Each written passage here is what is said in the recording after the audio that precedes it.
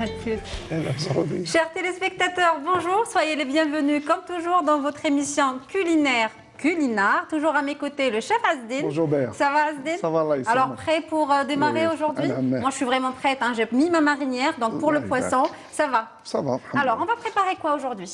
Aujourd'hui au menu, Adna sipia. Sipia. On va la préparer comme entrée. Oui. Et comme suite, sipia en sauce qui m'a fait une restaurant. Donc on va préparer deux sortes de sipia. Deux sortes de sipia. Sipia en sauce. Et sipia comme entrée. Et sipia comme entrée. On va commencer par l'entrée, je suppose. Tout à fait. Super. La sipia comme entrée, c'est généralement elle se prépare sipia à la plancha. C'est les Espagnols qui préparent ça. C'est sipia, ils يخبيوها au congélateur pendant une journée.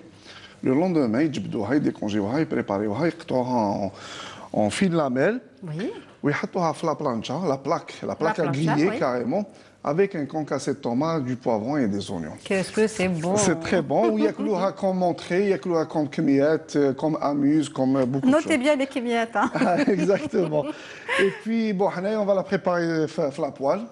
Donc là, nous, on va la préparer à la poêle vu qu'on n'a pas de plancha. On va préparer à la poêle, Tana. Oui. Est-ce que je pourrais faire quelque chose, Sèvres? Moi, j'ai déjà... Je ne peux pas ne pas bouger, alors... déjà la sipia.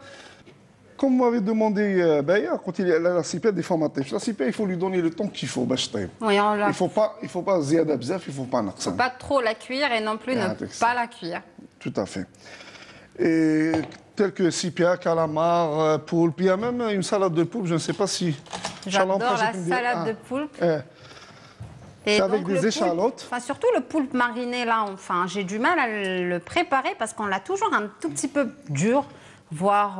Non, le poulpe, il faut tailler carrément filement. J'ai vu que les Espagnols aussi, ou les Grecs, le tapaient 40 fois dans le sol, pour l'attendrir un petit peu. Exactement, même les viandes, on a la pièce à abattre. La pièce, le boucher. Oui, c'est pour aider à attendrir la viande. Mais je pense que pour la sipia... C'est ça. C'est un truc de poisson qui m'a dit. Truc de mer, ça ne nécessite pas... D'accord. Il faut juste...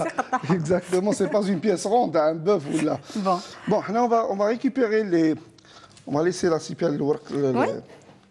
On va récupérer le masra. Je vais récupérer avec le chef un petit peu. On l'a déjà préparé, oui. Bien assaisonné. La différence, c'est que la salade de poulpe Béa, après cuisson, oui. Il faut bien les goûter, laisser se reposer pendant toute une heure, un peu plus. Il faut vraiment la laisser... Il faut la mariner. La mariner, donc c'est la laisser... mariner, c'est l'huile d'olive. Oui. L'huile d'olive, du sel, du poivre, de l'ail et du balsamique. Du vinaigre balsamique. Le vinaigre balsamique. Pour la marinade? Il a un goût un tout petit peu sucré, non? Un goût le raisin pour ne pas dire autre chose, alors ça tout simplement.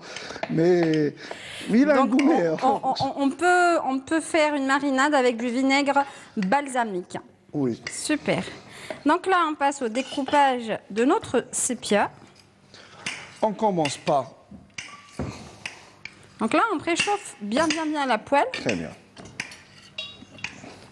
C'est bon, merci bien. Hein. Ça c'est bien en principe, on la coupe en lamelles. Mais bon, concassé, c'est un petit peu, c'est pas presque le même système. D'accord. On commence par le poivron. Alors, on a mis un filet d'huile d'olive ou l'huile ordinaire, tournesol. D'accord. Du poivre. Du sel, on va saler. Du sel, si vous voulez, bien sûr.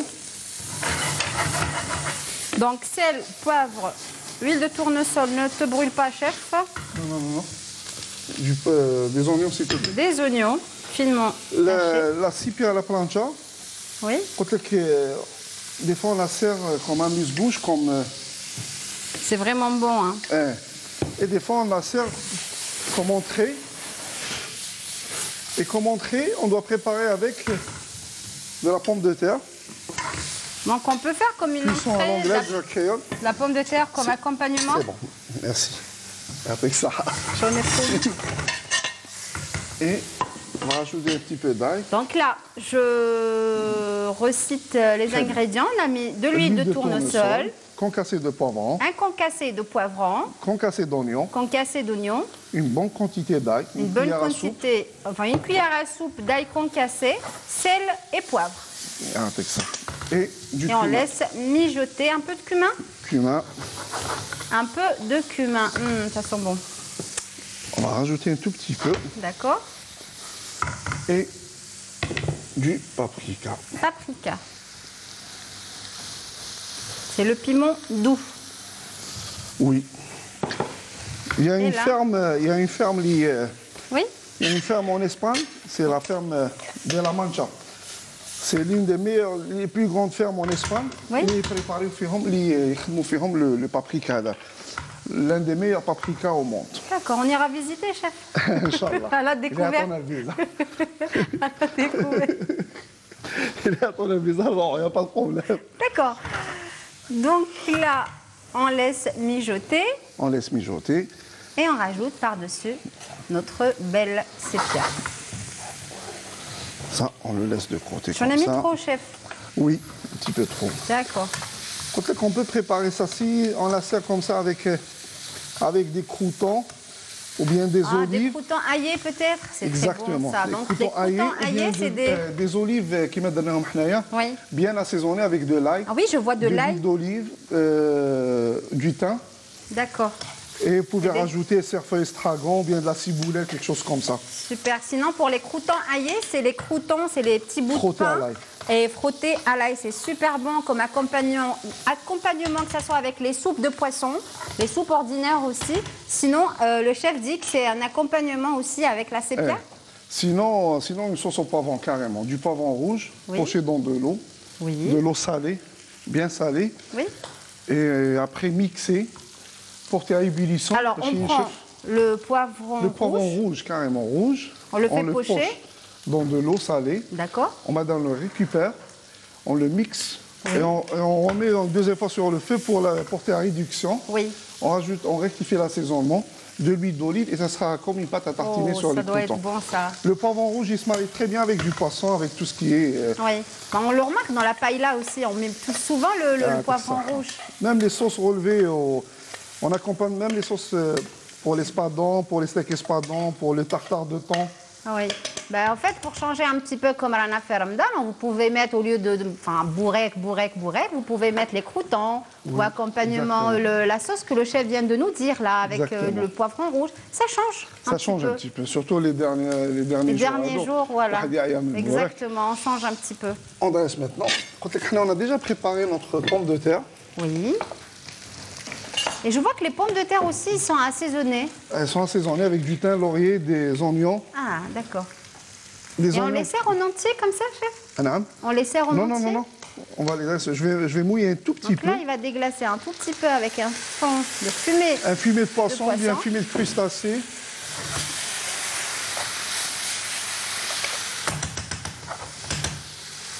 Très bien. Et on prend une assiette à dresser. Oui. Une assiette. Je vous donnerai peut-être la mienne, chef? Oui. Je vais juste la laver un petit peu. Donc là, on prend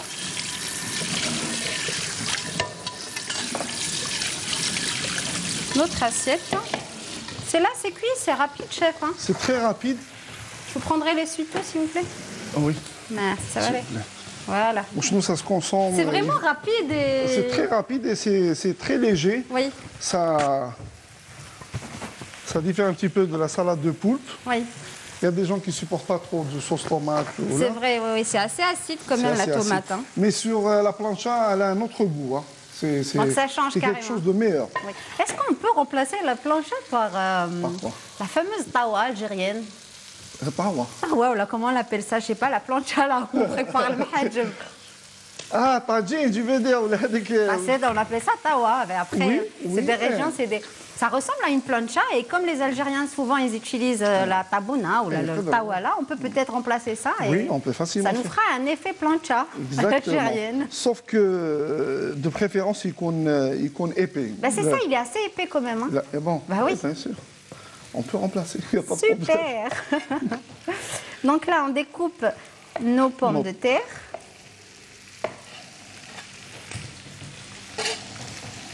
Voilà. Et entre-temps, on a notre petite sauce qui mijote. On peut accompagner aussi... Je pense que la sépia se marie bien avec le riz. Oui. Oui. Moi, je préfère la sépia sans le riz. Sans le riz. Ça dépend, c'est des goûts maintenant. C'est des goûts après. C'est des goûts. Mais autant de préférence, le poisson, le consommer sans garniture, sans rien du tout. À mon avis, exactement, pour vraiment le déguster. Pour bien déguster. Savourer, je suis d'accord, chef. Le poisson à Narali, c'est vrai. Autant qu'il يطيح لك occasion باش تاكل الحوت ما تخلطش معها بطاطا ولا حاجه اخرى. On a tout le temps pour manger du riz. Exactement. Mais on n'a pas beaucoup de temps, souvent de temps pour manger du poisson en tant que... C'est vrai. Je peux avoir des olives à double? Les olives, bien sûr. Hop. Et de la tomate cerise, s'il vous plaît. C'est beau, ça donne la couleur aussi. On a des tomates cerises, une belle grappe. Hop.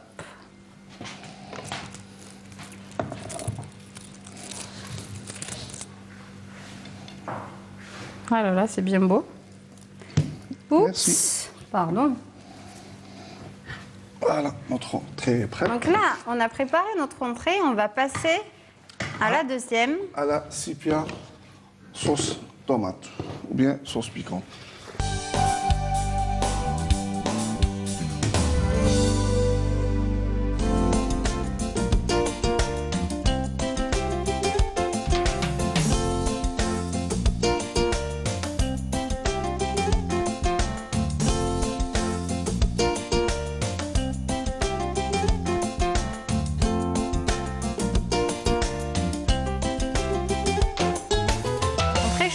Notre poêle, on découpe la sépia ici ou la laisse en entier comme ça? Si, on la coupe en lamelles. D'accord. En lamelles. Donc on la découpe en lamelles, en fil lamelles. Hein. De préférence, la sépia, de préférence, et la laisse se reposer ou bien égoutter. Il récupère l'eau, l'eau de cuisson. Oui, on ne le jette pas. Et on le porte à réduction. Oui. Pour faire un fond, parce qu'on doit mouiller.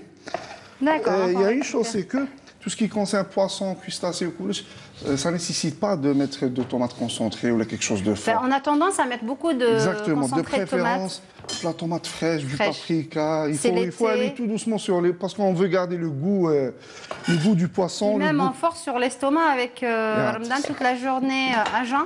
Et à la fin, on finit avec des sauces tomates. C'est assez fort quand même. Donc, il faut vraiment éviter et passer à la tomate fraîche, vu que c'est vraiment frais et c'est la saison et c'est pas coûteux aussi. Hein. Exactement. Donc, préférez la tomate fraîche à la tomate concentrée. Je fais pas de publicité, mais c'est vraiment bon pour la santé, je dirais. Oui, et surtout ce qui concerne pour le poisson. Le poisson, de préférence, avec le goût diallo, le parfum diallo, le goût fort. Oui, le poisson, oui. La tomate concentrée, elle est acide, elle est trop... Bon. Et la tomate fraîche, il faut bien les pépiner, bien sûr. Il faut les pépiner, ça veut dire enlever les pépins, parce que c'est vraiment mauvais aussi, les pépins dans la tomate, c'est vraiment déconseillé. Donc épépiner, c'est vraiment enlever les pépins qui est à l'intérieur de la tomate. Donc là, on a préchauffé notre poêle. Avec de l'huile de tournesol, bien sûr. On peut utiliser l'huile d'olive, hein, non? En dernier, de préférence en dernier. D'accord. On va mettre de la tomate fraîche. Donc là, une fois qu'on a bien saisi la sépia, on rajoute en dernier la tomate fraîche. Après, on va mouiller, on va couvrir, on va porter ça. Donc là, on rajoute le concassé de tomates. Hop là. Ça va aller? Voilà. C'est le risque. Hein. C'est le risque du métier. Je sais pas, il faut mettre un masque de moto quand on fait saisir les aliments. Donc là, et on va mouiller. On utilise toujours, regardez bien, le fumet de poisson, pardon, pour mouiller. Regardez, il déglace pas tout, enfin, il met pas toujours, vous mettez pas, tout d'un coup. Exactement. Vous mettez un petit peu, vous laissez un petit peu le temps enfin, que les aliments. Pour ne pas agresser ce qu'il y a dans la poêle. Oui. Et il faut toujours mouiller. Par exemple, tout ce qui concerne les sauteuses, les faitout, les marmites, oui. Il faut toujours mouiller au centre, tout autour du faitout là. D'accord. Parce que c'est des fois le hariq sur les bords. Sur les contours. Des fois quand on assaisonne ou quand il y a des aliments, il y a de l'ail un peu partout. Donc on commence par là et on descend. On mouille légèrement comme ça et au milieu, on peut faire facilement comme ça. Le mouvement hadaya, le milieu il est bien déglacé. Très bien. Et on va laisser ça mijoter un bon moment. On va mettre du persil, mélange persil, coriandre et un petit peu de menthe fraîche. Très bien. Il y a même de la menthe fraîche avec. Hein. Oui. Donc là, on a rajouté une aromatique de la coriandre, du persil. Du persil et de la menthe. Et de la menthe aussi. Et on laisse mijoter un petit peu. Et en fin de cuisson, de l'huile d'olive, 2 cuillères à soupe de l'huile d'olive. Alors chef, on va laisser notre plat mijoter pendant que nous allons lancer notre gâteau de courgettes. Oui. Super.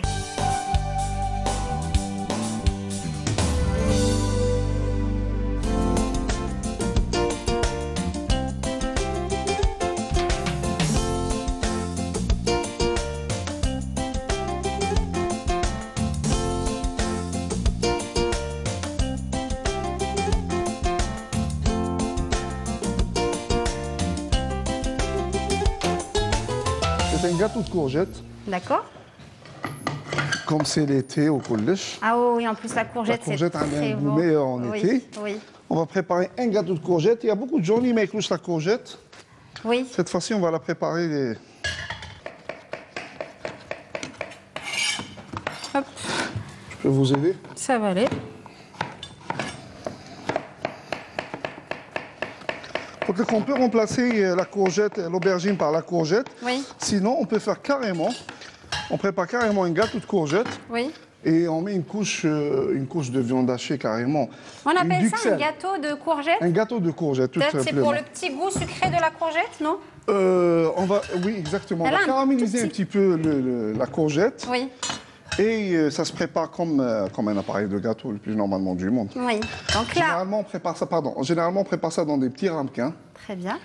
Ou bien carrément des petits ramequins. Ok, bon on reste sur des petits ramequins. Exactement. Donc là, on fait chauffer notre huile et on rajoute les courgettes coupées en demi-cercle. Exactement. En croissant, c'est ça? Croissant, lune, je sais plus, demi-cercle, cercle, c'est bon. Ramadan, on a fait nahala. Oui. Donc, on rajoute le sel. Du sel, beaucoup de sel, bien assaisonné. Oui. Il y a des aliments qui les aiment. Il faut vraiment aller bien fort. Hein. Il faut vraiment aller bien fort avec le sel et le... On ne conseille pas ça pour les gens qui sont vraiment hyper tendus. Hein. Pas de sel, c'est pas bon. Exactement, malheureusement. Et des fois, on ne peut pas le remplacer. Exactement. Donc là, on fait saisir nos courgettes. Ce qui est important, c'est qu'on doit toujours utiliser le sel de cuisine. Le gros sel? Le gros sel, oui. Ah oui, là, c'est vraiment... Au fait, c'est quoi la... Enfin, je vais pas vous demander la différence entre le gros sel et la fleur de sel, mais je pense que c'est côté cuisson. Quand on a une cuisson vraiment bien fine, on peut utiliser de la fleur de sel. Et le gros sel pour vraiment la viande. On peut utiliser le sel, on ne peut pas donner la marque. Il y a le sel d'importation de France, on ne peut pas donner la marque. Oui. Avec, on peut l'utiliser. Mais la différence pour ne pas... Je m'installe le sel de table et le gros sel, pour ne pas se tromper avec la quantité. Ah, ben voilà. Le sel de table, il est fin bzaf. Exactement. Et le gros sel, c'est le sel de cuisine. C'est vraiment fort. Et il n'y a pas mieux que fleur de sel. La fleur de sel. Le Guerlain. Dont dit pas la marque. Dont dit pas la marque, tout simplement. Voilà. On va du gingembre. Moi, je préfère mettre du gingembre. Sinon, on peut mettre de noix de muscade. De la noix de muscade. Tout à fait. Très, sinon, très bon. Sinon, mélanger les deux. On met de noix de muscade, du gingembre, la courgette, et la noix de muscade, l'appareil à crème. D'accord. On a besoin d'appareil à crème. La composition de l'appareil à crème, c'est le même système de tous les appareils. Oui. C'est un truc classique pour faire une quiche ou bien une tourte ou quelque chose comme ça. On a ou bien déjà préparé gratin. ça, chef. Hein? C'est jaune d'œuf, crème fraîche et l'assaisonnement classique. Si c'est sucré, jaune d'œuf, zeste de citron, vanille, bien parfumé. Oui. Et on met Et on mélange très bien. Donc là, on les laisse un tout petit peu légèrement croquants ou on les fait bien saisir? Non, on les saisit bien comme il faut. Ah, d'accord. Et on va préparer notre appareil à crème. Donc je vais retirer les œufs. Oui, moi je vais juste débarrasser tout ça. Ça, on le remet là. Hop. Il y a une autre recette, si on peut utiliser. Oui. L'appareil à crème là qu'on... Oui. On peut l'utiliser. On utilise l'appareil à crème, c'est le jaune d'œuf. Merci. Oui. C'est le jaune d'œuf crème fraîche. Jaune d'œuf crème fraîche. Jaune d'œuf crème fraîche et l'assaisonnement classique, bien sûr. Sel et poivre. Sel et poivre, noix de muscade, gingembre, tout ce que vous voulez. D'accord. Et là, on va mettre quoi? Nous, on peut changer notre méthode si une personne a, par exemple, des crevettes ou bien des chutes de poisson, quelque chose comme ça. On peut faire le même appareil, jaune d'œuf, crème fraîche, l'assaisonnement classique, et on prend le blanc-neige. Ah, on le fait monter en neige. Exactement. On va incorporer le blanc-neige avec l'appareil, comme ça va faire un très beau soufflé. Ah oui, d'accord, très bien. Et là, on va mettre un œuf entier ou pas? Pardon? Un œuf entier ou un jaune d'œuf? Le jaune. Alors, je vais prendre le jaune aussi. Ça va aller? J'ai pris ce qu'il fallait. Donc là, et ce qui concerne le soufflé, c'est... Déjà, le mot souffler, c'est se faire entrer de l'air. Exactement, c'est pour ça qu'on utilise le... Pour faire entrer de l'air, il faut mélanger un blanc-neige et l'incorporer au fur et à mesure. Donc là, on fait... Ah d'accord, on les laisse vraiment prendre... Une belle couleur. Une belle couleur. Un petit peu de sel. Oui. Du poivre, de préférence du poivre blanc, du poivre de Cayenne. Ah oui, comme ça, on n'aura pas la couleur... Des taches un peu partout. Oui. Il y a des gens, c'est plus esthétique. Esthétique, oui. Et du gingembre. Et là, on remet du gingembre. Une bonne pincée de gingembre. Une bonne pincée de gingembre. On peut utiliser du gingembre frais, moulu? Oui, oui. Concassé. Voilà, super. De préférence frais, concassé. D'accord. On va retirer notre courgette. Oui. Donc là, on retire la courgette. Et on doit... Donc là, on l'a vraiment bien saisie. Hein. Exactement. Et on doit rectifier l'assaisonnement une deuxième fois. Encore une fois. Encore une deuxième fois. C'est pareil, le même système pour faire un gratin dauphinois. Oui. Le gratin dauphinois, c'est le gratin de pommes de terre. Oui. Il faut toujours mettre de l'ail. Oui, ça donne vraiment un goût... Ça a un goût meilleur. On va mettre un petit peu d'ail comme ça. On vient mélanger. Un petit peu de thym, s'il te plaît, Béa. On parlait du sel pour les hypertendus. Là, je pourrais revenir sur l'ail. Hein. L'ail, c'est très, très bon pour les hypertendus aussi. Même le navet. Les navets aussi, je ne savais pas. Par contre, pour l'ail, ça, je le sais. Malheureusement, on ne mange pas beaucoup de navets. Pourtant, on a les jardinières de légumes... Partout dans des restaurants, le navet de côté sur la touche, l'assiette. C'est vrai. Personne ne le consomme. Exactement. Dire qu'il est très, très important. Il est très bon aussi. Bien sûr, il est très bon. Voilà, parce qu'on ne sait pas le cuisiner. Je ne sais pas ce qu'on peut l'utiliser autrement, à part la jardinière. Quoi encore? La jardinière, le couscous pour moi, le navet. Sinon, on peut le mettre, il y a ma belle-mère qui le prépare en shtetha. C'est vraiment bon. Avec de l'ail, voilà. C'est le même système de la carotte. Voilà, elle fait les navets et c'est vraiment super bon. Donc voilà, c'est une idée de plus. Avec la tige ils sont frais, exactement. Tu peux avoir un ramequin? Bien sûr. On passe le grand bonjour pour la grand-mère de Béa. Merci. Donc là, on prépare notre gâteau de courgettes. Donc on met la courgette. Pardon. Ah d'accord. Donc on met carrément comme ça. Oui. Je vais préparer un deuxième, chef, avec. Oui, bien sûr. Voilà. Avec ça. Donc là, on prépare nos courgettes. Ça va faire vraiment beau, ça. C'est comme vous le disiez tout à l'heure, une sorte de tourte, un soufflé. Et ça peut passer comme accompagnement. Exactement. Ça peut passer comme une garniture. Oui. Comme une garniture. Et ça peut passer... on peut accompagner une entrée. C'est une entrée. Oui. Donc on y va généreusement, on en met une bonne quantité. La tomate cerise, des oignons et un gâteau de courgette au milieu, tout autour, un filet d'anchois. Oui. Des anchois aussi? Oui. Ramadan, haram avec chef. Si on mange des anchois le soir, le matin, ça va être galère. Non, il y a une chose, il faut dessaler les anchois. Les anchois, il faut les dessaler. On n'a pas tendance à les dessaler, nous. Hein. On les prend tels qu'ils sont. Il faut carrément. Le lait. Le lait, carrément, le lait. Alors qu'ils nous ont toujours dit éviter le lait avec le poisson. C'est bon. Donc là, on perd vraiment... le super. Donc, chef, nous, on va faire entrer notre gâteau de courgettes. On va rajouter du fromage en dernier, bien sûr. En dernier. Nous, on va laisser nos chers téléspectateurs prendre note et on revient dans un moment.